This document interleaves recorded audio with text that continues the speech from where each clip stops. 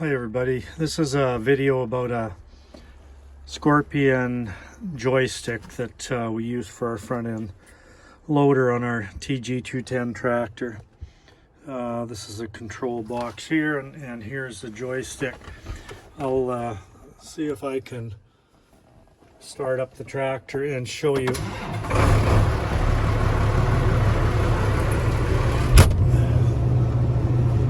What it's doing here. So all the functions work except when I go to pull back to lift the loader, you'll see that I pull all the way back, nothing happens. But if I let it go forward a little bit, then away it goes. All the way back, it stops. So I'm going to show you what I'm going to do to fix this issue. Took out the two bolts holding it in the mounting plate, and now I have to take off this wire. Here's a little tab to remove it, and then take that cap off. That cap just pops off.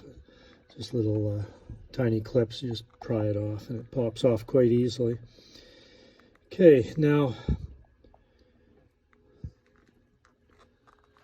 the problem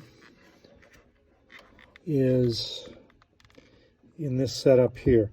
So I called the company last year. Of course, this joystick is now 18 years old. So of course, you know how it is. Nobody supports much of anything anymore. They said they could probably find me some $600 module that I could replace. So I thought, well, no thanks. I'll see what I can do about fixing it myself.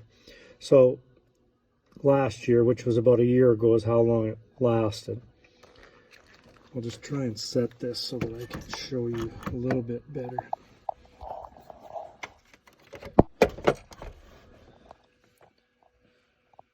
Probably a little hard to see, but this part right here,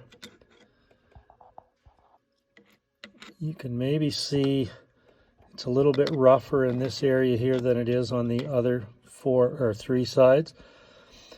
What I did to get it to work last year, I just tried it to see if it would work. I just knurled that up a little bit, kind of bent this part in just a tiny bit, and that stopped the lever, the joystick, from going just a bit too far, so that where it wasn't making a connection. Now, I just don't have enough hands here to show you.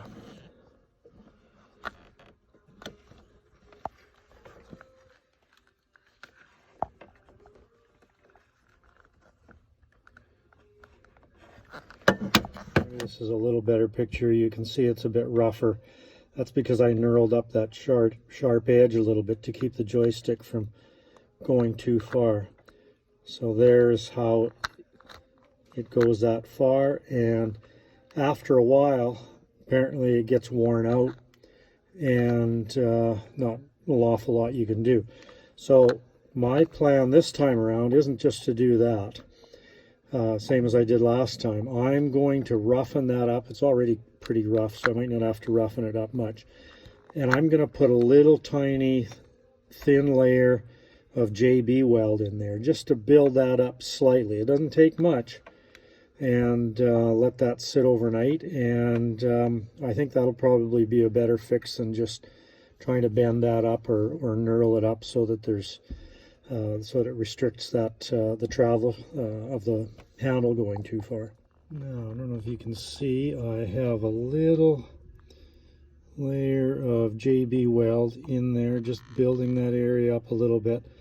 I'll probably smooth it up a bit after it's set up, but we'll leave that overnight and see what happens. Okay, now here's the next morning. You can see the JB weld in there.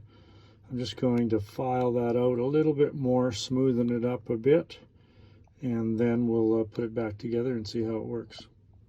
Okay, now we're going to test it out here. I've got to mount it back in place here. All the way back, away she goes.